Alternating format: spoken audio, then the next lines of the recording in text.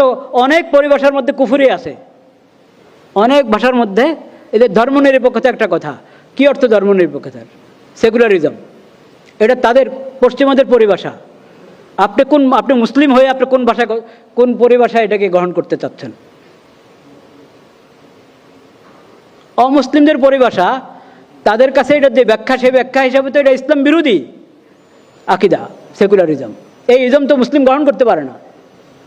এখন আপনি এটার নিজস্ব একটা ইসলামী ব্যাখ্যা দাঁড় করাবেন, এর চেয়ে ভালো আপনি ইসলামের ভাষায় কথা বলেন।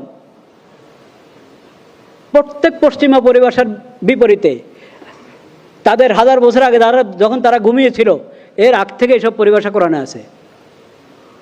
এই যে কি নাম ওটার, আকওয়াম মুত্তাহিদা, কি জাতিসংঘের মধ্যে মানবাধিকারের একটা তালিকা আছে। হ্যাঁ, কবে কবে আপনারা সভ্য হয়ে এই মানবাধিকারের তালিকা পেশ করতেন? আর আমাদের নবীজি বিদায় হজের মধ্যে মক্কা বিজয় হওয়ার সময়, ফাতে মক্কার সময় যে মানবাধিকারের তালিকা দিয়ে দিয়েছেন উম্মতের হাতে, সেটা আপনাদের খবর আছে? তো মানবাধিকারের চর্চা নবী সাল্লাল্লাহু আলাইহি ওয়াসাল্লাম সিরত থেকে নেবেন না? আমাদের সিরত চর্চা অসম্পূর্ণ হয়ে থাকে। আমরা নবী করিম সাল্লাল্লাহু আলাইহি ওয়াসাল্লামকে জিন্দেগির এক অঙ্গনে আদর্শ মনে করি, আরেক অঙ্গনে আদর্শ মনে করি না। এটা অন্যায়, অনেক বড় অন্যায়। এটা অনেক বড় অন্যায়। এটা কুফরি অন্যায়, কুফরি পর্যায়ের অন্যায়।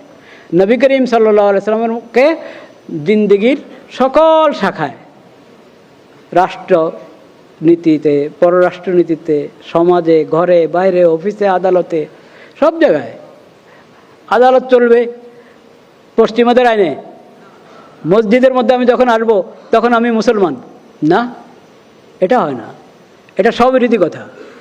আমার লা ইলাহা ইল্লাল্লাহ মুহাম্মাদুর রাসূলুল্লাহ, আমার আশহাদু আল্লা ইলাহা ইল্লাল্লাহ ওয়া আশহাদু আন্না মুহাম্মাদুর রাসূলুল্লাহ, এটার মধ্যে আদালতও আছে, সংসদ ভবনও আছে, বঙ্গভবনও আছে, এটাতে মসজিদও আছে, আমার ঘরও আছে, বাড়ি আছে, আমার দোকানও আছে, আমার ব্যাংক আছে, শেয়ার বাজার আছে, সব কিছু এটার মধ্যে আছে,